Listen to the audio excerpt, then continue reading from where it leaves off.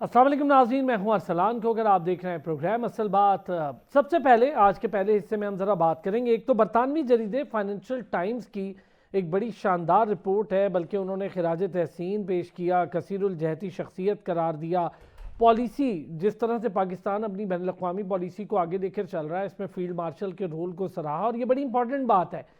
इससे सिर्फ field marshal का रोल ही नहीं दुनिया के सामने आया, बल्कि Pakistan, obviously field marshal Pakistan को रिप्रेजेंट कर रहे हैं, तो पाकिस्तान का रोल पूरी दुनिया में ख़ास तौर पे ये जो बदलते हुए डायनामिक्स हैं इंटरनेशनल फॉरेन पॉलिसी के, उसमें पाकिस्तान कैसे हम आंग हो रहा है, ये बड़ी एक डिफरेंट डिबेट है। इस पर भी ज़रा बात करेंगे। दूसरी तरफ अफ़गानिस्तान का इशू है। अक़वाम मुत्तहिदा और बाकी अब ममालिक ये चीज़ समझ रहे हैं कि अफ़गान तालिबान रजीम जो वहाँ पर बैठा है उसने अफ़गानिस्तान की मईशत को बुरी तरह से तबाह कर दिया।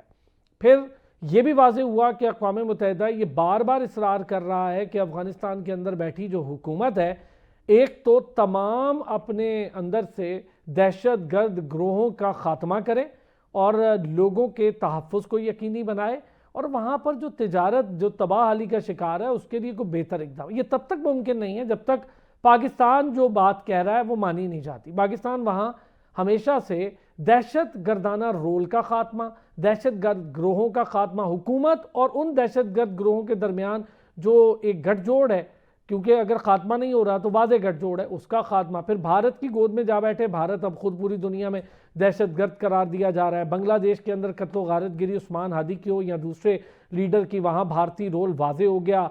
वहाँ पर भारत और बांग्लादेश के दरमियान तनाव आ गया, तो भारत जहाँ जहाँ होगा वहाँ वहाँ दहशत गर्दी होगी, इसमें कोई दो राय नहीं। फिर ईरान का जौहरी प्रोग्राम, एक बार फिर उससे मुतालिक मुख्तलिफ मामलात पे कुछ चीज़ें सामने आ रही हैं। इसराइल ईरान की जंग का एक बार फिर खदशा जाहिर किया जा रहा है, लेकिन पाकिस्तान ने कैटागोरिकली अपना रोल और अपना स्टांस बड़ा क्लियर कर दिया है कि हम इसकी मुखालिफत करेंगे बतौर पाकिस्तान के ईरान पर दोबारा पाबंदियाँ लगाई जाएँ। और ये भी हमने कहा बतौर पाकिस्तान के सिफारती हल है इन सारी चीज़ों का, पायदार हल है, अमन की तरफ जाना है, तो फिर डायलॉग का एक रास्ता अपनाना है। पहले ज़रा इस पर बात, दूसरे हिस्से में हम ज़रा पॉलिटिकल बात करेंगे। ब्रिगेडियर रिटायर्ड हारिस नवाज साहब सीनियर दिफाई तज्जियाकार हैं, उन्होंने हमें ज्वाइन किया। नौशाद अली साहब ने हमें ज्वाइन किया, सीनियर सहाफ़ी हैं, तज्जियाकार हैं। बहुत शुक्रिया दोनों हजरात का। ब्रिगेडियर साहब, अफ़गान तालिबान रजीम पे तो मैंने बात आज आपसे करनी है। उससे पहले ये जो बरतानवी फाइनेंशियल टाइम्स जरीदा जो है उसने बड़ी इंपॉर्टेंटली जो ये कसीरुल जहती खारजा पॉलिसी उसका माहिर करार दिया है फील्ड मार्शल को, और नो डाउट हम देख भी रहे हैं कि पाकिस्तान का वक़ार भी बुलंद हुआ है। इसकी बैक पे देखें तो पाकिस्तान को फ़ायदा हुआ है, फिर हमारे ताल्लुकात एक नई जहत में आगे बढ़ रहे हैं। तो ज़रा इस पर आपका एक कमेंट चाहिए। जी देखें, इसमें बात यह है कि वी मस्ट अंडरस्टैंड कि मार्के हक के बाद जिस तरीके से फील्ड मार्शल यासिर मुनीर ने पूरी कौम को यकजा किया, ऑपरेशनल प्लान बनाया, कॉन्टीजेंसीज बनाई, फिर उसको प्लान के मुताबिक एग्जीक्यूट किया बुनियाद महसूस में, और आपके सामने इतने बड़े दुश्मन को, इतनी बड़ी लार्ज स्टैंडिंग आर्मी को, एयरफोर्स को 6 से 8 घंटे में घुटने टेकने में मजबूर कर दिया, शिकस्त फाश थी, दुनिया में इंडिया का मुंह काला हो गया। ये बातें और अमेरिकन आर रियली वो हैरान हो गए कि ये पाकिस्तान ने कैसे कर ली। देन दे रियलाइज कि नहीं, दे फोर्स मल्टीप्लाइंग फोर्स बिहाइंड है, वो फील्ड मार्शल की। उन्होंने ऐसी प्लानिंग की है कि एक मुल्क ने, छोटे मुल्क ने इतना बड़ा कारनामा किया। Then they called him to White House. वहां जब उन्होंने जाके इनसे बातचीत की, 1 घंटे की मीटिंग 2 घंटे में हो गई। दे अंडरस्टूड के इनके क्या प्रोफेशनलिज्म है, कितनी लॉजिक से बात करते हैं। उन्होंने इस रीजन के बारे में बात की, ईरान इसराइल के बारे में बात की, फिर उसके बाद इंडिया पाकिस्तान जो ये फॉल्स फ्लैग ऑपरेशन के बाद जो अटैक किया उसकी बात की गई, अफगानिस्तान की बात की कि क्या हाल है। देन ही अंडरस्टूड, और फिर उसके बाद से field marshal became darling of American administration. अब वो बार बार कहते हैं very the field marshal, he is a good guy, I like him. ये सारी उनकी बातों से अंदाजा लगाया तो इंडिया की रात की नींदें चली गई, इंडिया जलीलो ख्वार हो गया, जिसकी वजह से अब आपके सामने रोजाना की तादाद, रोजाना आप देखें, कभी वॉशिंगटन पोस्ट, कभी फाइनेंशियल टाइम्स, कभी और डिफरेंट जरीदे वो छापते खबर इनके बारे में। और अभी जो ये रिपोर्ट आई ये बड़ी इंकरेजिंग है। दिस स्पीक्स कि इस वक्त दुनिया में फील्ड मार्शल के बारे में क्या राय रखी जाती है। ही जो उन्होंने कहा ना मिडिल पावर्स जो अभी दोबारा, क्योंकि इंडिया अमेरिकन जो पुराना इनका था ना तवील मुद्दत था एक लीड करते थे, वो आहिस्ता से विद्रॉ कर रहे हैं। तो उसमें अब मिडिल पावर्स को जगह मिल रही है, दो इट इज़ वेरी डिफिकल्ट। लेकिन वो मिडिल पावर, आप चाहे मिडिल ईस्ट की बात कर लें, इस्लामिक ममालिक की बात कर लें, इस रीजन में बात कर लें, ईरान, बांग्लादेश और दूसरे ममालिक देख लें, सेंट्रल एशिया देख लें, everybody looking toward Pakistan and field marshal. और बहुत फील्ड अच्छे। Marshal I would say this is become a जो कहते हैं लीडर ऑफ दीज पावर्स का, तो ये बहुत बड़ी अचीवमेंट है, बहुत बड़ा एजाज पाकिस्तान के लिए। बहुत इट्स सही। नॉट अच्छा, फॉर इसमें सर एक मिलिट्री। और पहलू जो आपने जिक्र किया, नौशाद साहब, मैं चाहूंगा आपका कमेंट इस पे। ये जो मिडिल पावर्स का जिक्र हुआ, पहले तो पाकिस्तान को डूम और पता नहीं क्या क्या चीज़ें सुनने को मिलती थी, आपने, हमने, सबने, आपने तो बहुत ज़्यादा विटनेस किया। लेकिन अब हम देख रहे हैं मिडिल पावर के तौर पे एक रोल को माना गया है, और वो जरीदा बाकायदा ये बात कह रहा है। और इससे पहले हमने देखा कि एक बरतानवी जरीदे ने वो सारे गिरे हुए राफेल के नंबर्स दे दिए, सारा कुछ सामने आ गया, वो एक हजीमत। फिर गुज़िश्ता रोज़ भी जो अमेरिकन प्रेसिडेंट हैं उन्होंने उस जंग के खात्मे का हवाला, फिर फील्ड मार्शल का हवाला, और साथ ही उन्होंने कहा सबको पता है कि किस तरह से किसके जहाज के। तो ये चीज़ें बहुत इंपॉर्टेंटली हैं, ये बार बार इसका होना ये कोई नॉर्मल बात नहीं है। और ये कसीरुल जहती जो खारजा पॉलिसी है उसका मेरा ख्याल है ये बड़ा एक इम्पैक्ट है, ये जो मिडिल पावर वाली बात है। जी यकीनन, बिस्मिल्लाहिर्रहमानिर्रहीम। ये जो आप कह रहे हैं मिडिल पावर वाली बात, ये बहुत ही ज्यादा अहम है इस वजह से भी कि देखिए, दो एरियाज मेजर होते हैं आपके, जिसके अंदर आप किसी को अपनी, जैसे कह लीजिए कि जिम्मेदारी का सबूत दे सकते हैं इंटरनेशनली। पहली बात ये थी कि जो इम्पोर्टेंट जो पहलू है इसके अंदर, सबसे इम्पोर्टेंट वो ये था कि जब जब इंडियन एयरफोर्स, जिसे कहते हैं ना सिटिंग डक बनी थी या लेम डक बनी हुई थी, और सब कुछ पाकिस्तान के कंट्रोल में था, तो पाकिस्तान ने इंतहाई रिस्पॉन्सिबिलिटी के साथ उस जंग को, मतलब जैसे कह लीजिए कि लड़ा। कोई ऐसा डायरेक्ट अटैक या बहुत ज्यादा उसको बढ़ाने की कोशिश नहीं की, सिर्फ इंडिया को यह एहसास दिलाया कि आप जो समझते हैं कि आप जो है वो कोई बड़ी ताकत है इस खित्ते की, ऐसा नहीं है। आप बिल्कुल, आप दुनिया से अभी बहुत दूर हैं, यानी आप टेक्नोलॉजी से बहुत दूर हैं। अभी आपको समझ नहीं है जो आपके साथ कैसे मल्टी डोमेन ऑपरेशंस किए जाते हैं। मेरी उस दिन बात हो रही थी एक कर्नल साहब से, तो वो कह रहे थे कि इंडिया अभी 10 साल लगेंगे उसको वहां पहुंचने पे, जहां इस वक्त पाकिस्तान खड़ा है। जो जितनी मर्जी एफर्ट वो पुट कर ले, क्योंकि ये एक पूरा एक सिस्टम है। ये ऐसे नहीं है कि कोई चीज हमने कही और वो कल हो जाएगी। तो ये एक मेजर इंपॉर्टेंट पहलू है। ये जो ट्रंप साहब का जो, या ट्रंप एडमिनिस्ट्रेशन का जो जो जो जैसे कहते हैं ना ट्रस्ट विन करने वाला मामला है, इसके अंदर एक पहलू तो ये था कि पाकिस्तान एक विनर के तौर पे, जो इंडिया ने बहुत अरसे से अपना एक, जैसे कह लीजिए कि एक हम्मा बनाया हुआ था और बेवकूफ एक्चुअली सर एक बनाया जाली बुत खड़ा था किया हुआ था। वेस्टर्न नेशंस को। यस, यू कैन से ख्याली बुत जो खड़ा किया था, वो तो पाश पाश हुआ ही हुआ। लेकिन पाकिस्तान ने उस बुत की रिप्लेसमेंट के तौर पे जब अपने आप को प्रेजेंट किया, तो उसके अंदर एक इंतहाई जिम्मेदार और एक सेंसिबल रियासत के तौर पे अपने आप को प्रेजेंट किया। ये एक मेजर पहलू था। दूसरी बात यह है, आप ये देखिए जो एक्चुअली पाकिस्तान ने कोशिश की, वो एक्चुअली आपकी इंटरनल पॉलिसी है, जिसके अंदर आपने बड़ी क्लैरिटी के साथ एक बात कहती है कि पाकिस्तान जो है वो किसी किस्म की ये दहशतगर्दी और इसके मामलात के अंदर इन्वॉल्व नहीं होगा। हम एंटी, जिसे कह लें टेररिज्म फोर्स के तौर पे काम कर रहे हैं। पाकिस्तान फ्रंट लाइन स्टेट, और फिर इसने साबित किया, इसने वो अहदाफ भी यूएस को पकड़ के दिए जो दाइश के, तो वो जो इनकी एयरपोर्ट पे जिसने हमला किया था वो पकड़ के दिया। अगर हम, हमारे हाथ में जो भी होगा, हम इंटरनेशनल कम्युनिटी के साथ खड़े हैं और दहशतगर्दी के खिलाफ जंग में फ्रंट लाइन स्टेट है। ये दूसरा बड़ा पहलू था। अब आ जाते हैं कसीरुल जहती। कसीरुल जहती का मामला यह है कि वो देखिए, गजा से हटकर, पैलेस्टाइन से हटकर, ईरान से हटकर भी जो मामलात हैं, उसमें भी पाकिस्तान का एक प्रॉपर प्रिंसिपल्ड स्टैंड है। ये जो प्रिंसिपल्ड स्टैंड है ना, ये बड़ा इंपॉर्टेंट है कि आप बहुत क्लैरिटी के साथ, जो लीग ऑफ नेशंस है, पूरी दुनिया की जो अकवाम है, उनको बिल्कुल ट्रांसपेरेंट वे के अंदर उनको डील कर रही हैं, और जो कह रहा है पाकिस्तान, वो पाकिस्तान कर भी रहा है। तो उसकी जो सच्चाई है वो बड़ी अहम है। फिर ये जो मैं, सॉरी, कसीरुल जहती की जो बात हो रही थी, वो बड़ी इंपॉर्टेंट थी कि एक साइड पे पाकिस्तान का ये इमेज रिस्पॉन्सिबल स्टेट का है, दूसरी साइड पे आपको याद होगा, आपको एक वाकया याद होगा कि जब ये कहा गया कि ये आसिम मुनीर साहब जो है, ये बात आई थी कि जब वो DISI की बात हो रही थी, तो उन्होंने जो उस वक्त के प्राइम मिनिस्टर साहब है, उन्होंने गुफ्तगू की, तो उन्होंने कहा कि सबसे इंपॉर्टेंट पाकिस्तान के लिए क्या है।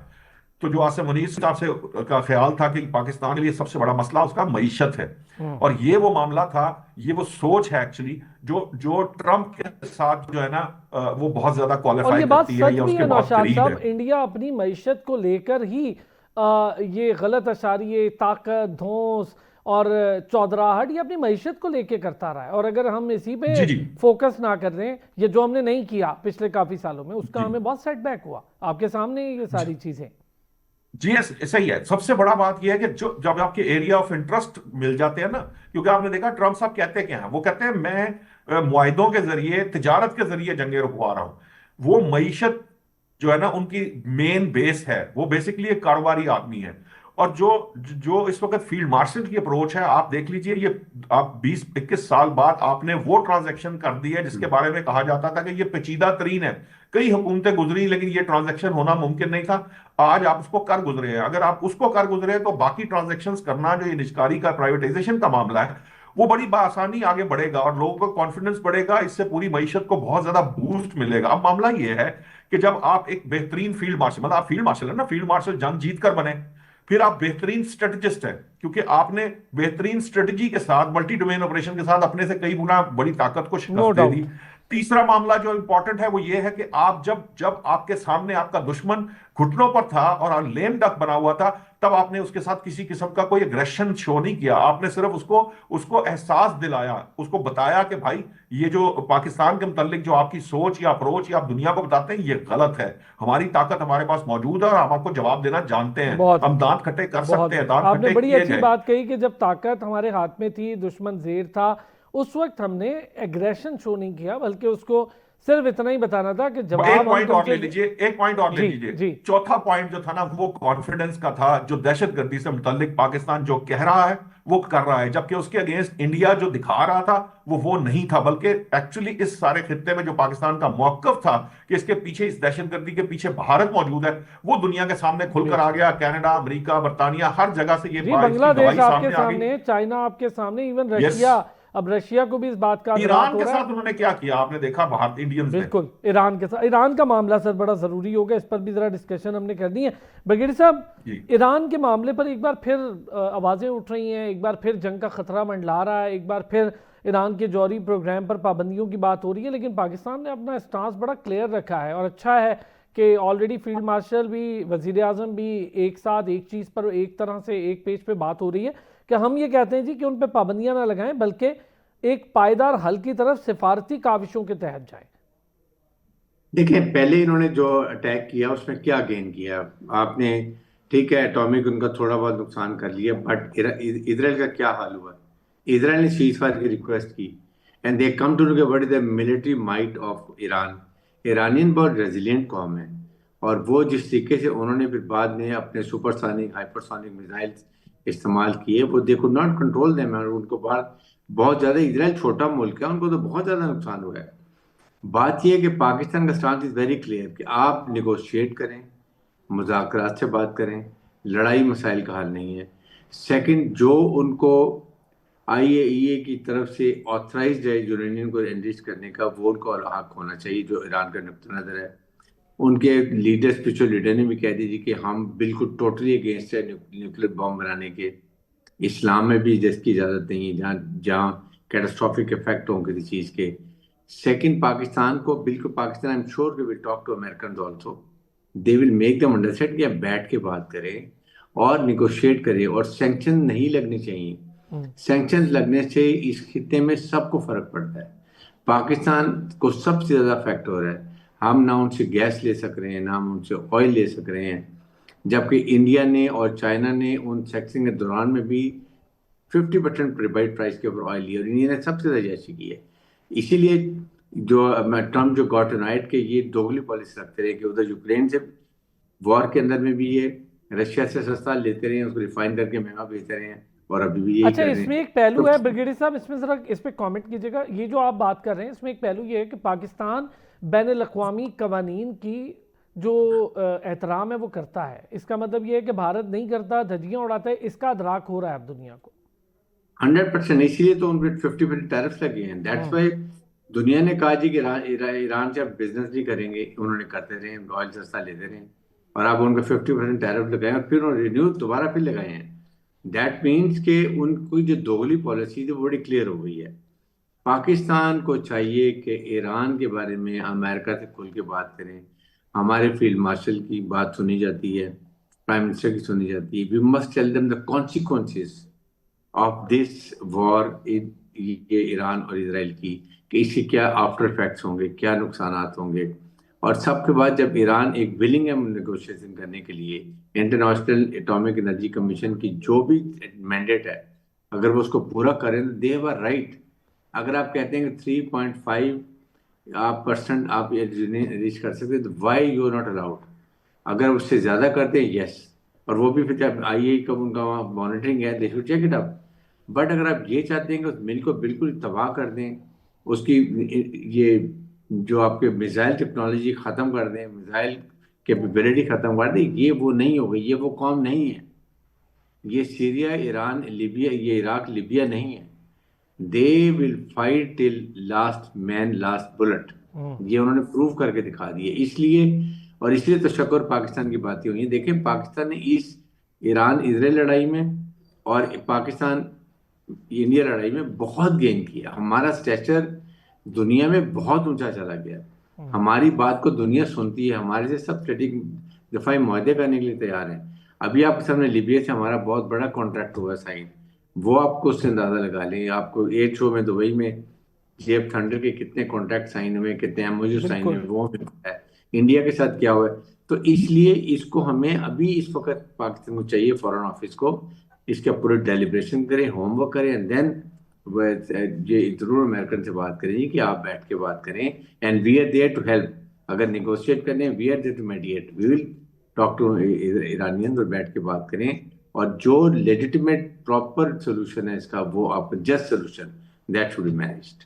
ठीक हो गया। नौशाद साहब प्लीज़ एक कमेंट इस पर आपका। ये जो ईरान इसराइल दोबारा टेंशन एक सामने आ रही है, न्यूक्लियर मामले को लेकर बात सामने आ रही है। पाकिस्तान ने तो अपना स्टांस पहले भी क्लियर था, अब भी हम तो कहते हैं जी इस पाबंदियों की हम मुखालिफत करते हैं। जी जी, बिल्कुल क्लैरिटी के साथ ये मौक़िफ़ दिया गया है। और जो ब्रिगेडियर साहब बात कर रहे थे, ये बड़ी अहम है। असल में कॉन्सिक्वेंसेस बताने की जरूरत है। कॉन्सिक्वेंसेस बहुत शदीद होंगे। और मैं आपको बताऊं कि यूएस जब भी ईरान को तंग करेगा, ईरान फिर इसराइल को तंग करेगा। क्योंकि इसराइल जो है उसके कहने पे यूएस का ये स्टांस इतना सख्त है। बड़ी बड़ी सिंपल सी बात है। यू आपको जो सदर ट्रंप है वो तो कहते हैं हमने उनका न्यूक्लियर प्रोग्राम खत्म कर दिया। जब न्यूक्लियर प्रोग्राम ही खत्म कर दिया है तो फिर इसमें इस मामले के अंदर उनको उलझने की जरूरत ही नहीं होनी चाहिए। आईएईए ने जो मुज़ाकरात मामलात देखने हैं वो उनको देखने देने चाहिए। ये सिर्फ जो इस्राएली लॉबी है, यहूदी लॉबी है जो में छाई हुई है, ये उसके मामलात हैं जिसकी वजह से थोड़ा सा जिसे कह लीजिए कि ये प्रेशर रखना चाहते हैं। अदरवाइज कोई ऐसा मामला नहीं है जिसके ऊपर ये बहस की जाए। असल मामला जो बड़ी डिबेट जो मैं समझता हूँ, जो नाइब हमारे जो कायम मुकाम थे उस्मान जदून साहब, उन्होंने जो एक बड़ा इंपॉर्टेंट पहलू रेज किया है वो बहुत अहम है कि जो अक़वाम मुत्तहिदा के मंशूर की खिलाफ वर्जियां जारी हैं और जो ताकत का इस्तेमाल का मामला आया हुआ है, ये बहुत प्रॉब्लमेटिक है। क्योंकि आप बात जगहों के ऊपर आपने आपने देखा है कि दुनिया की तारीख में पहली बार जो वीटो का हक है वो जंग रुकवाने के लिए नहीं, जंग जारी रखने के लिए इस्तेमाल किया गया है। ये बड़ा बारीक मामला है। ये इसके अंदर बड़ी प्रॉब्लम्स आने वाले वक्त में आएंगी। लोग पूरी दुनिया के अंदर वीटो के इख्तियार पे उंगलियां उठ रही हैं, इसकी कॉम्पोजिशन पे बात हो रही है। सो ये जो पहलू है ये बड़ा अहम है। और जहां तक रही बात ईरान की, तो अल्टीमेटली ये जो ब्रिगेडियर साहब ने कहा कि ईरान के साथ जो उस खित्ते के दूसरे ममालिक हैं उनके ऊपर उसका इंपैक्ट आता है। सो बेहतर यह है कि अमेरिका को, वैसे मैं ये जाती तौर पर समझता हूं, अगरचे के ट्रंप जो है वो थोड़ा जो इसे कह लेंगे जरा स्टेप बैक कर रहे हैं। आपने देखा कि वो जो एक यहूदियों की जो थी तकरीब, उसमें उन्होंने कहा कि आपके खिलाफ जो है आवाजें जो है बहुत बुलंद हो रही हैं, आप जरा अपने आप को अपने तौर तरीके और करीने दुरुस्त करें। तो वो भी, उनको भी ये समझ में आ रही है, ये एक ऐसा जो बैगेज बना हुआ है यहूदी बैगेज की, जिससे प्रॉब्लम आती है। तो वो यकीनन प्रेशर तो यूएस रखेगा। लेकिन जो इंपॉर्टेंट पहलू है वो यही है कि भाई आप जो सिविल न्यूक्लियर जिसकी बात ब्रिगेडियर साहब ने भी की, ईरान हमेशा से कहता है कि हमें सिविल न्यूक्लियर का आता है। और मैं आपको ये बताऊं, अगर जिस हद तक अफजूदगी की बात अब की जाती रही है ईरान के बारे में, अगर उसने वो अफजूदगी का लेवल हासिल कर लिया है तो उसको अब बम बनाने से कोई रोक नहीं सकता। ये खाम ख्याली है कि जी हम कोई लैब तबाह कर लेंगे या हम कोई जो है वो साइंटिस्ट खत्म कर देंगे तो वो नॉलेज उनके अंदर से निकल जाएगा जो एक्चुअली उनको एटम बम की तरफ ले जा सकता है। सो मेरा ये ख्याल है कि जो कंसेंसस के साथ बात आगे बढ़ा सकते हैं सिफारतकारी के जरिए, वो इसका एक ही हल है, वो है देर पा और सिफारतकारी, ज्यादा क्योंकि ये काबिल मामला अमल होगी। खित्ते को भी किसी और तरफ ले जाएंगे। और ठीक कहा ब्रिगेडियर साहब ने कि सिर्फ ईरान नहीं बल्कि पूरा खित्ता ही इन पाबंदियों से मुतासर होता है। ब्रिगेडियर रिटायर्ड हारिस नवाज साहब, आपका बहुत शुक्रिया। नौशाद साहब हमारे साथ रहेंगे, हम जरा ब्रेक से वापस आएंगे तो बात करेंगे पाकिस्तान की पॉलिटिक्स पे। पलवशा खान की जानिब से विफाकी वजीर के रवैये के खिलाफ तहरीक इस्तेहकाक पेश की गई, फिर उन्होंने उस रवैये को नीतीश कुमार करार दे दिया, ये किस हद तक दुरुस्त होगा, और फिर हम इस तरह के रवैये क्यों देख रहे हैं। दूसरी तरफ मुज़ाकरात, ये पीटीआई मुज़ाकरात, और एक नई चीज़ सामने आ रही है, नेशनल डायलॉग कमेटी। मैंने जब वो देखा, उसके नीचे जो 3 साइन थे उनमें फवाद चौधरी साहब, मौलवी महमूद साहब और इमरान इस्माइल, ये साबिक लोग हैं पीटीआई के।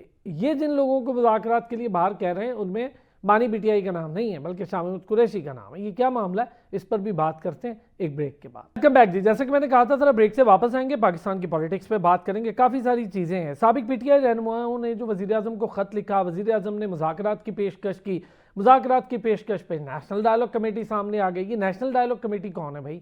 और पीटीआई ये कह रही है जी कि अब पीटीआई नहीं बल्कि जो अपोजिशन अलायंस है वो मुज़ाकरात करेगा, और ये बात बानी कह रहे हैं। और मुज़ाकरात होंगे कैसे? वो पहले ही महमूद अचकज़ई और दीगर लोग ये कह रहे हैं जी कि पहले तो सबसे पहले आप हुकूमत का खात्मा करें, फिर उसके बाद इलेक्शन पे को बात करें। और ये कैसे हो सकता है? ये कौन से हमारे यहाँ डायलॉग के तरीका कार है कि इतने सख्त पहले ही मामला आखिरी उठा लें और उसके बाद कहें जी कि इसके बाद तो डेडलॉक ही है।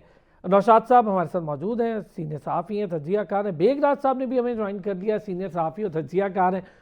नौशाद साहब, पहले तो ज़रा ये पलवशा खान साहिबा वाला मामला काफ़ी तल्ख हो गया और उन्होंने तहरीक इस्तेहकाक सहर कामरान के साथ मिलकर जमा करवा दी। उन्होंने बहुत सख्त जुमले कहे, वो तो मैं कहूँगा भी नहीं, लेकिन ये मामला क्यों उठा? एक नॉर्मल चीज़ थी, इसको आराम से बात करते। पलवशा साहिबा ने भी कह दिया जी कि ये अपने नीतीश कुमारों को संभाले वज़ीर आज़म।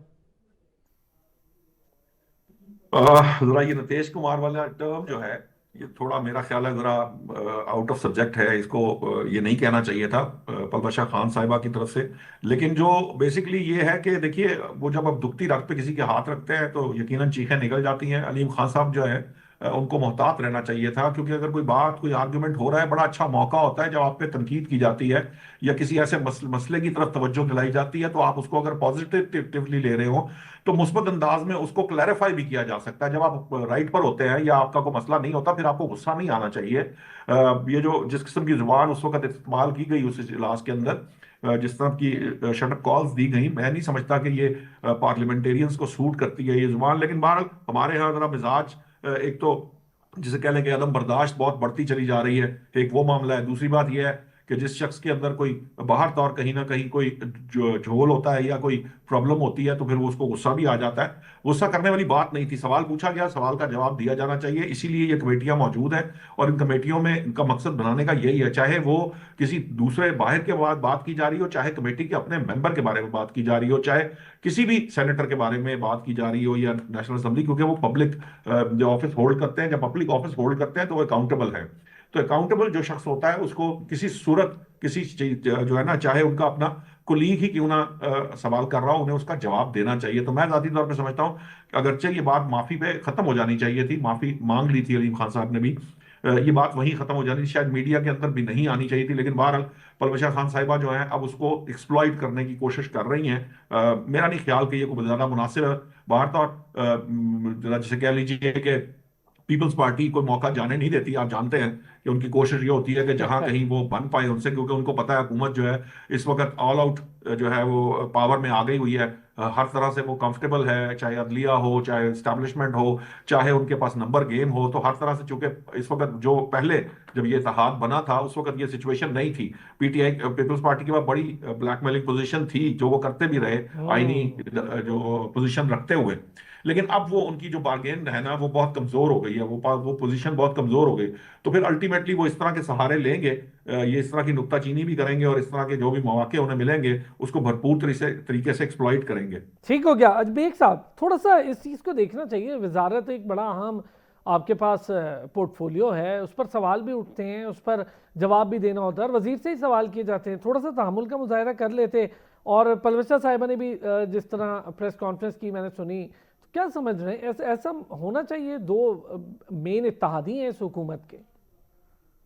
असल में ये है कि जब कोई सामने और अपोजिशन ना हो तो फिर आपस में ही अपोजिट होना पड़ता है। अच्छा। तो इसलिए ये फरमाइशी प्रोग्राम है, कोई नहीं। वो पलवशा साहिबा जो हैं वो दूर बैठे हुए थी, और जो अलीम खान है वो भी दूर बैठे हुए थे, इसलिए ना पलवशा खान साहिबा जो हैं वो नकाब ओढ़ती हैं, ना खुदा न खास्ता वजीर साहब का कोई हाथ उनकी तरफ उठा है।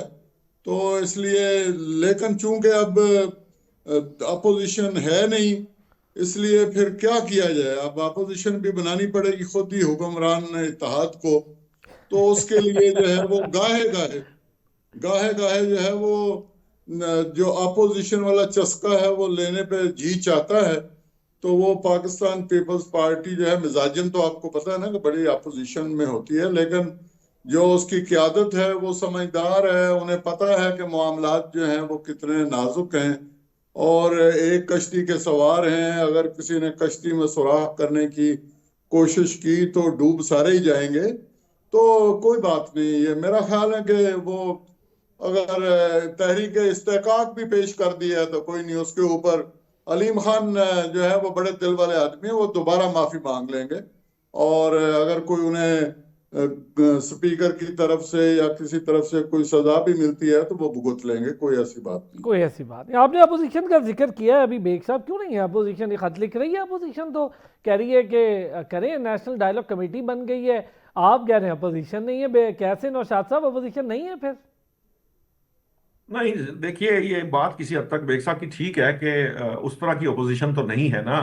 आप देख रहे हैं कि पार्लियामान में भी जो जो अगरचे के बहुत बड़ी ओपोजिशन बन सकती थी, लेकिन चूंकि उन्हें सर वो तो अपने नौशाद साहब, किरदार मेरा के एक अंदर चीज़ जो है, मैं चाहूँगा इस पे आपका एक बड़ा इंपॉर्टेंट, ये अपोजिशन देखिए, मैंने कल भी ये डिस्कस किया और पीटीआई के कुछ दोस्तों से भी ये बात की। मैंने कहा जी देखें, 9 मई आपने किया, आप कहते हैं स्पेस नहीं मिल रही। 9 मई के बाद ये स्पेस जो आपको मिली है इतनी बड़ी तादाद में, आपके रुकन पार्लियामेंट मौजूद है, क्या ये स्पेस नून लीग और पीपल्स पार्टी को मिल सकती थी? 9 मई जैसा खुदा ना खास्ता कोई करता तो उसके बाद स्पेस आपको मिली, आप इस्तेमाल ही नहीं कर रहे फ्लोर को पार्लियामेंट के। फिर आप कहते हैं जी पार्लियामेंट के फ्लोर का वो तकद्दुस नहीं रहा। ये जो बार बार डायलॉग की बात हो रही है, वजीर आजम ने भी डायलॉग का कहा, ये अब मुश्तरका अपोजिशन का कोई अलायंस है वो डायलॉग करेगा, ये क्या मामला है? देखिए, ये प्रॉब्लम है कि जो सबसे बड़ा मसला है, मैंने आपको कहा कि सबसे बड़ी प्रॉब्लम ये है कि वो जो इंडिपेंडेंट कैंडिडेट्स जो एक्चुअली एक जमात से ताल्लुक रखते हैं, वो अपनी कोई, जैसे कहते हैं ना, कि अपनी शक्ल ढूंढ नहीं पा रहे हैं, उनको समझ नहीं आ रही। एक तो पहली बात ये है कि वो लीडरलेस है। दूसरी बात यह है कि जो लीडर जेल में बैठा है वो किसी तरफ जाने नहीं देता उनको। वो इस हद तक कंफ्यूजन का शिकार है कि उन्हें ये मालूम नहीं है कि हमने किसकी बात सुननी है, किसकी बात नहीं सुननी। ये एक पहलू है। दूसरी बात यह है कि उनको यही नहीं पता कि हमने असेंबली में करना क्या। वैसे भी असेंबली का एक्सपीरियंस उनका को बहुत अच्छा नहीं है। ज्यादा टाइम तो उन्होंने बाहर गुजारा। जितनी देर वो खुद हुकूमत में थे तब भी जिस तरह की वो हुकूमत कर रहे थे वो आपने भी देखी और मैंने भी देखी। बिल्कुल। अपोजिशन में वो इस्तीफे देके बाहर चले जाते हैं, असेंबलियां वो तोड़ देते हैं। तो उनका जो लेजिस्लेटिव या पार्लियामेंट का जो एक्सपीरियंस है वो उस तरह का नहीं है। उनको ये लगता है कि जो जो बस जो बानी तहरीके इंसाफ कहेगा उसकी उसकी एग्जीक्यूशन जो है वही सबसे बड़ा उनके लिए काम है। और जो उससे इख्तलाफ करेगा, आपने देख लिया कि जिस किसी ने भी ये डायलॉग की बात की, अलीमा खान साहब ने आके कह दिया वो हम में से नहीं है, वो बानी पीटीआई का हकीकी साथी ही नहीं है। तो अब तो जो वो बेचारे जो हैं पार्लियामेंटेरियंस, अगरचे के दिल से वो कुछ और चाहते हैं, लेकिन उनकी मजबूरी है, क्योंकि वो अगर साथ नहीं चलेंगे तो वो तो ना ये जो अभी जो नेशनल डायलॉग कमेटी की बात कर रहे हैं, उनका हशर भी इन जैसा होगा कि अब ये ना 3 में ना 13 में ये बेचारे किसी तरह से अपनी रेलेवेंस बनाने के लिए कभी प्राइम मिनिस्टर को खत लिखते हैं, कभी शाह महमूद कुरैशी साहब को जाके मिलते हैं। दिलचस्प बात यह है कि हमारे जरा ये कह रहे हैं कि जब कुरैशी साहब से मुलाकात करके इन्होंने ये डायलॉग की बात की तो कुरैशी साहब ने इनको मना कर दिया कि आप माफ करें, मुझे मेरे से दूर रहे, क्योंकि मुझे आपकी जो कुर्बत है वो मेरे लिए मुश्किल हो जाएगी। क्योंकि वो तो आप देख रहे हैं ना कि आने वाले वक्त के अंदर उनकी अहमियत जो है वो किसी पार्टी के सरबराह की भी हो सकती है और उनका जो दर्जा है वो बहुत बढ़ जाएगा इस पर्सपेक्टिव के अंदर। तो ये जो है, ये बेचारे, ये जो इस वक्त जैसे कह लीजिए ये फवाद चौधरी साहब है, इमरान इस्माइल, महमूद मौलवी साहब, मुनीर अहमद खान साहब हमारे दोस्त हैं, मेहरबान है हमारे, लेकिन ये सारे लोग जो है ना, ये अब अपनी कोई जगह पेडिस्टल ढूंढने की कोशिश कर रहे हैं कि कहीं इनको एक्सेप्ट कर लिया जाए। एक्सेप्ट नहीं किया जा रहा, जिसकी वजह से ये इस तरह के हरबे आजमा रहे हैं कि किसी तरह से रेलेवेंट रहें, क्योंकि आहिस्ता आहिस्ता इनकी रेलेवेंस खत्म होती चली जा रही। वरना ये फवाद चौधरी साहब के आपने तकरीरें आपको याद होगी, पार्लियामान के अंदर भी, पार्लियामान के बाहर भी, मीडिया के बारे में भी, लेजिस्लेटर्स के बारे में भी, प्रोटेस्ट करने वालों के बारे में भी, सर नॉट वो सारे ओनली अल्फाज मुझे तकरीरें, याद है। हमने तो रवैये भी देखे सर, वजीर बनने के बाद रवैये भी जी, देखे। तो वो मुझे सारा कुछ याद है। अब मसला ये है कि अब वो अब किसी ना वो घर के हैं ना घाट के हैं। अब मसला इस सारे सिचुएशन के अंदर वो अपनी रेलेवेंस बनाएंगे। प्रॉब्लम क्या है? प्रॉब्लम जो एक्चुअल प्रॉब्लम है ना, वो ये है कि इस वक्त जब तक जो तहरीक इंसाफ है उसकी कोई क्यादत, कोई एक शख्स पे उसका कंसेंसस ना हो, तब तक ये मामला चलेगा नहीं। जिस शख्स पे कंसेंसस है वो किसी चीज को करने को तैयार नहीं है, उसका वो उनका सिर्फ एक पर्पज है, वाहिद पर्पज ये है कि मुल्क में इंतशार पैदा किया जाए। अच्छा, इंतशार क्यों पैदा किया जाए? इंतशार इसलिए पैदा किया जाए कि जेल के दरवाजे जो है ना ताले टूट जाएं और मैं सीधा, मुझे यहां से फ्लाई करा के तो प्राइम मिनिस्टर हाउस में पहुंचा दिया जाए, जो कि मुझे नहीं लगता कि अब मुमकिन रहा है। अब ये शायद मुमकिन नहीं हो पाएगा किसी सूरत के अंदर भी, चाहे वो इनकलाब ही क्यों ना ले आए। मैं आपको ये भी बता दूं कि पहले किसी वक्त में 9 मई में अगर कोई इनकलाब लाते तो हो सकता था कि उनकी कोई कहीं पे कोई चीज बन जाती। अब तो किसी सूरत में वो इनकलाब लाने की कोशिश भी करें, पहली बात तो ये कि वो आना नहीं है, वो हमने देख लिया है। लोगों को भी अब बहुत सारा सच उनके सामने आ चुका है, बहुत सारा कंपैरिजन भी हो चुका है। पंजाब गवर्नमेंट ने जो काम करके दिखाए हैं मरियम नवाज साहिबा ने इतने अरसे में, लोग बिल्कुल बेलेंटली, मैं आपको बता रहा हूं, मैं पेशावर गया, मैंने वहां लोगों से बात की, लोग कराची, सिंध के लोग और पेशावर के लोग कहते हैं खुदारा मरियम नवाज हमें दे दें, खुदारा मुस्लिम लीग नून हमारे यहां भी ले आए। सो ये एक आम आदमी की अप्रोच, जब आप एक जिसे कहते हैं ना सेकंड ऑप्शन खड़ी कर बिल्कुल देते ठीक हैं, है। तो सेकंड ऑप्शन को देख के लोग बहुत सारे लोग जो है बहुत सारी बातें इस वक्त कर रहे हैं। तो ये जो एक सोशल मीडिया के ऊपर जो इनकलाब बरपा है, इंतशार बरपा है, एक्चुअली इंतशार है भी नहीं। अब आप देखिए कि हालत ये है कि इन्होंने पिछली दफा मंगल को ये कॉल दी कि यहां ड्यूटी लगी कि पंजाब से हर एमपीए 100 बंदा लाएगा। हाँ जी, वो हमने बंदे देख लाना ली तो बहुत दूर की बात, वो एमपीए खुद नहीं गए, वो कोई एमपीए वहां नहीं गया। जी जी पटियाला जी जेल के बाहर जितने लोग इकट्ठे हो रहे हैं वो भी आपके सामने हैं, जो आपको नजर आ रहे हैं। 25 करोड़ आवाम में से अगर कोई 10, 20, 50 लोग, 100 लोग इकट्ठा हो जाता है कहीं पे, तो दैट डज नॉट मैटर। इससे ज्यादा शादी की तकरीबात में लोग होते हैं। इशू सिर्फ ये है, इंतशार भी अब नहीं है, ये सिर्फ सोशल मीडिया के कुछ लोग और मीडिया पे कुछ लोग जो है ना इसको जिंदा रखने की कोशिश कर ठीक रहे हो गया। हैं अच्छा, कि एक मुल्क चीज में कोई इसमें इंतशार है। नौशाद साहब और बेग साहब, जरा ये जो भी नौशाद साहब ने जिक्र किया, मैं उन तीनों का जिक्र कर रहा हूँ जिन्होंने खत लिखा, उसमें अपने साइन भी किए। ये कौन सी रेलिवेंसी अब शो करेंगे, और क्या नेशनल डायलॉग कमेटी को इतनी रेलिवेंट है? जिनका वो नाम ले रहे हैं उनमें शाह महमूद कुरैशी तो है, बानी पीटीआई नहीं है। दूसरी तरफ एक और अपोजिशन इत्तेहाद है, वो भी अब मुज़ाकरात की पेशकश को किसी और पैराए में देख, वो तो पहले ही ये कह रहे हैं कि जी आप ये पहले तो हुकूमत ख़त्म करें, हमारा मैंडेट पहले मान लें, बाकी बातें हम बाद में करेंगे। ये कैसे हो सकता है? कैसे डायलॉग? अच्छा नहीं, इस वक्त जो है वो पीटीआई जो है वो 4 पीटीआई बन चुकी हैं और चारों एक दूसरे के साथ नबर्द आजमा हैं। सबसे बड़ी पीटीआई जो इस वक्त है वो है जनाब, जिसे वजीर आला खैबर पख्तूनख्वा कहते हैं, कि वो सबसे बड़ी एस्टेब्लिशमेंट है। वो है सोशल मीडिया जो बाहर बैठा हुआ है, उनके एंकर्स हैं और तजिया नगार हैं, और वो जो लाइन लेते हैं वो लेते हैं बकौल उनके, ये पता नहीं किस जादू के जरिए जो है वो एक्स अकाउंट चलता है, वो उसके हवाले से बात करते हैं। एक वो है हैवी एस्टेब्लिशमेंट जिसे वो कहते हैं, वो है। दूसरा जो है वो ख्वातीन हैं 3 किस्म की, जिनकी आपस के अंदर भी लड़ाई है। एक है मोहतरमा जमायमा साहिबा, जिनके बेटे जो हैं उनकी ख्वाहिश है कि वो टेक ओवर करें सियासत को, खान साहब की को। और दूसरी हैं खुद बुशरा बीबी साहिबा, जो कि जेल में बैठी हुई हैं, वो हरगिज नहीं चाहती कि कोई और तीसरी उनकी बहनें हैं। तो ये बेगमात की आपस की एक जंग है और ये एक ग्रुप है बकायदा, आप बेगमाती ग्रुप इसे कह सकते हैं। और ये तीसरा जो ग्रुप, बैरिस्टर गौहर हैं, सलमान अकरम राजा हैं, उमर, ये मैं इनका क्या बताता रोल हूँ, है? ये जो है ये ग्रुप जो है, इन्हें आप हुक्मरान तबका कह सकते हैं किसी न किसी हवाले से। ये नहीं चाहते कि इन बेचारों की मेंबरशिप जो है वो खत्म हो और असेंबलियों से इन्हें इस्तीफा देना पड़े, और इसलिए ये बहुत ही ज्यादा हाथ पांव मार रहे हैं। और इसमें केपी की गवर्नमेंट भी है जो सियासी तौर पर एक बहुत ही नाबालिग किस्म की है, लेकिन अब जो है मुझे लगता है कि उंगली किसी की पकड़ ली है उन्होंने, और अब रास्ते पर सीधा चलने की कोशिश कर रहे हैं। लेकिन जो ही मुलाकात हो गई इमरान खान साहब के साथ, वजीर आला केपी की तो रास्ता फिर छोड़ देंगे और भटक जाएंगे।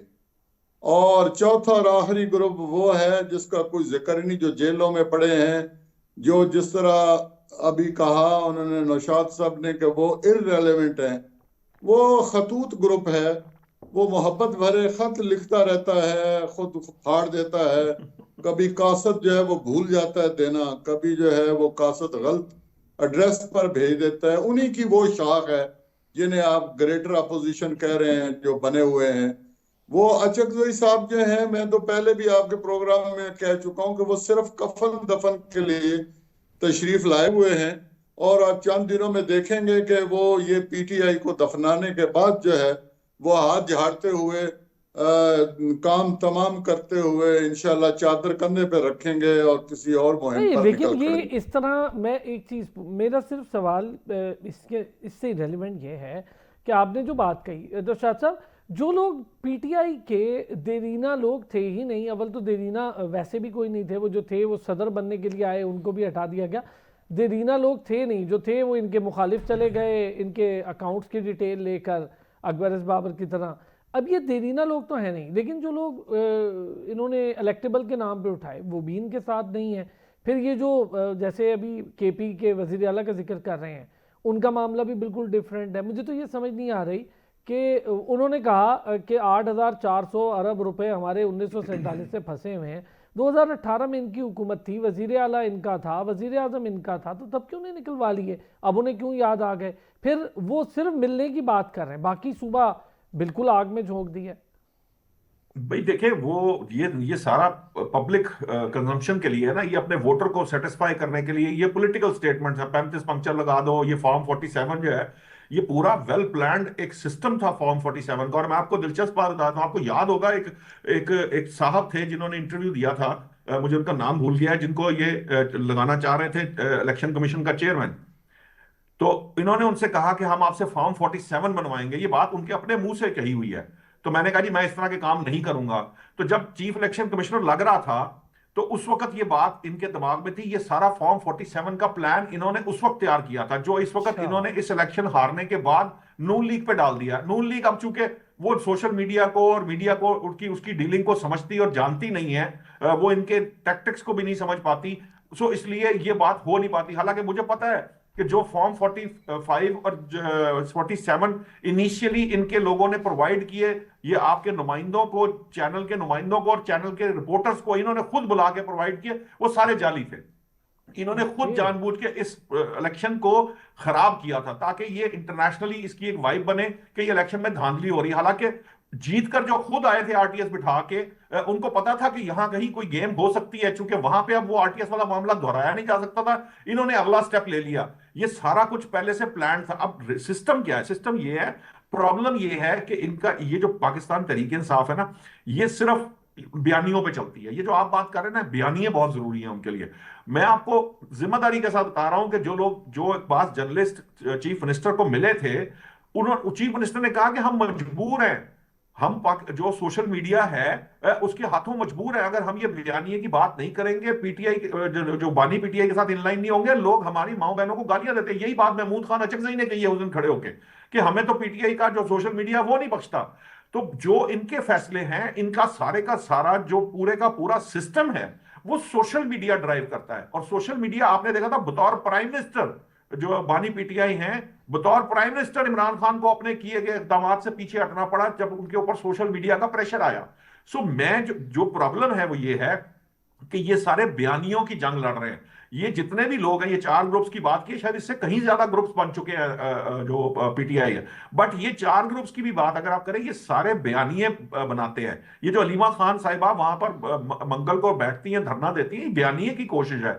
जो कुछ सुहेल अफरीदी कहते हैं, बयानिए की कोशिश है। जो कुछ बैरिस्टर गौहर और ये जो है आपके सलमान अकरम राजा या सलमान अकरम राजा साहब है, ये बयानिए की दौड़ लगा रहे हैं। इनमें आप करने कराने वाला काम प्रैक्टिकल कहीं पे कुछ नहीं है भाई। जब आपने किसी से बात नहीं करनी प्रैक्टिकली, लेकिन एक डायलॉग का रास्ता अगर कोई निकलता है, फर्ज करें जैसे वजीर आजम ने कहा, तीसरी चौथी बार कहा है, मैं बेग साहब ये डायलॉग क्या कोई किसी करवट भी बैठेंगे? वजीर आजम ने तो कह दिया, लेकिन डायलॉग का हमने पहला दौर भी देख लिया, उसमें भी कोशिश अयाज सादिक साहब ने की थी, हुआ तो कुछ नहीं। नहीं, देखें, बात यह है कि इसका एक ही हल है कि अगर ये इनमें इतनी हिम्मत है ये सारे ग्रुपों में कि ये माइनस इमरान खान कोई डायलॉग कर सकते हैं तो कर लें, वरना यकीन जाने कि ये सिर्फ अपना वक्त जाया कर रहे हैं। और ये जो कुछ लोग हैं ना जी, हुक्मरान इत्तेहाद में और खासकर नून लीग में, जिन्हें कोई जमहूरियत का कीड़ा बहुत जो है वो तंग कर रहा है, और वो कह रहे हैं कि जी डायलॉग किए जाएं, तो डायलॉग हो ही नहीं सकता जनाब। ये बिल्कुल एक आउट ऑफ क्वेश्चन। डायलॉग जिसने करना है वो बैठा हुआ है जेल के अंदर, आप उससे जाके डायलॉग कर लें। अगर वहां से आप अपना माथे पीटते हुए वापस ना आए तो जनाब आप जो दिल है सजा दे देना। देखें, डायलॉग जो है वो करके क्या फायदा होगा जी? मुझे पहले तो ये बताएं, इस सिस्टम को, इस डायलॉग करने से क्या फायदा है? इस सिस्टम को लेकिन क्या एक पॉलिटिकल थ्रेट है? प्रोसीजर तो है नहीं, ना पीटीआई बेग से साहब, क्या पॉलिटिकल थ्रेट है? प्रोसीजर है, पॉलिटिकल प्रोसीजर तो है ना, और यही रास्ता है, नहीं, पॉलिटिकल पाथवे तो यही है। खोकर साहब, मैं आपसे एक सवाल कर रहा हूं, मुझे बताएं ये डायलॉग ना करने से इस सिस्टम को क्या नुकसान हो रहा है? कौन सा ऐसा काम है जो रुक गया है? गुड गवर्नेंस के कौन से इकदाम हैं अगर ये करना चाहें तो नहीं कर सकते? ठीक हो गया, अवाम को डिलीवर करना चाहें तो नहीं कर बड़े सकते? सख्त कौन सी सवाल ऐसी पूछ बात लिए है? बेग मुझे साहब, आपने मुझसे पूछ लिए बड़े सख्त सवाल, मैं किसी और से पूछूंगा ये सवाल, इसका जवाब आपको देना बड़ा मुश्किल हो जाएगा मेरे लिए। बहुत शुक्रिया बेगराज साहब, thank you so much. Naushad साहब बहुत शुक्रिया, आपने भी वक्त निकाला। नाज़रीन एक ब्रेक पर जाएंगे, लेकिन ब्रेक से वापस आएंगे। ये पंजाब प्रॉपर्टी ऑनरशिप एक्ट को लेकर सोशल मीडिया पर आम आदमी, वकला, हर कोई मुख्तलिफ राय दे रहा है। क्या अदलिया का मुअत्तल करने का फैसला और सख्त अहकाम क्या वो दुरुस्त थे? अगर थे तो फिर जिन लोगों की ज़मीनें वागुजार करवाई गई वो क्यों कह रहे हैं कि वापस कब्ज़ा शुरू हो गया?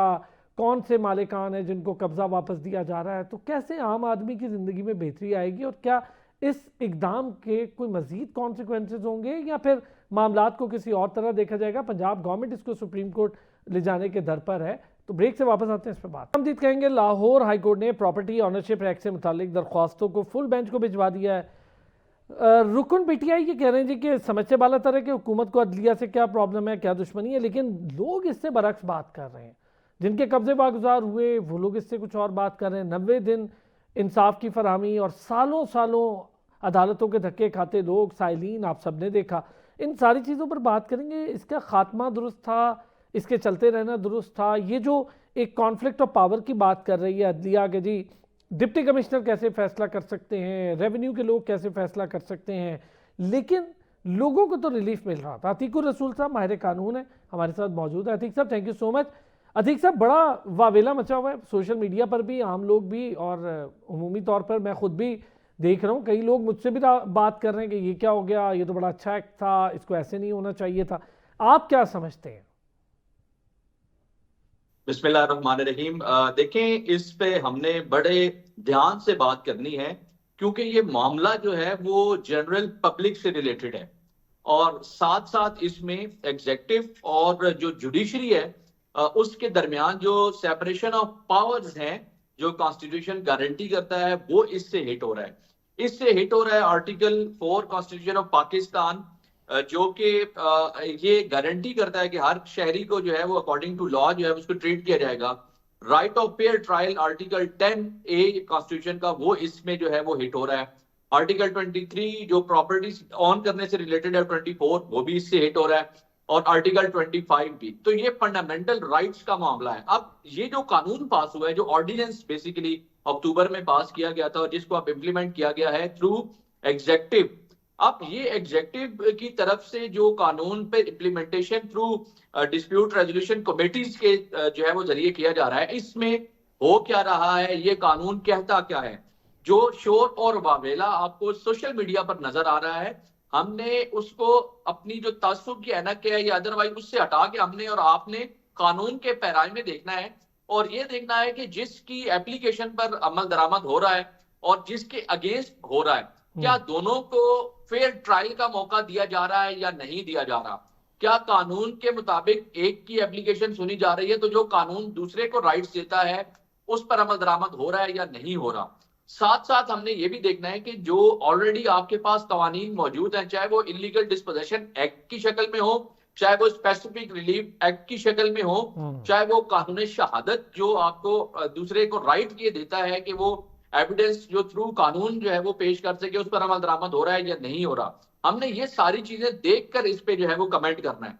इस बात पर तो कोई दो राय नहीं है, कोई भी गैर कानूनी काबिज किसी जमीन पर होगा तो उसको इजाजत नहीं दी जा सकती, और किसी भी गासिब को और गलत तौर पर कब्जा रखने वाले शख्स को बिल्कुल जो है वो प्रोटेक्शन किसी सूरत में नहीं दी बिल्कुल जा ठीक हो सकती। गया। मैं चाहूंगा ये जो आप मुझे कानून के हवाले से, चूंकि मैं तो बतौर स्टूडेंट ही सुनूंगा, आप ही हमें बताएंगे, ये बताएं ये जो अब अदालत ने हुक्म दिया है कि नए कानून के तहत लिए गए कब्जे फौरी तौर पर मालिकान को वापस किए जाए, ये कौन से मालिकान होंगे?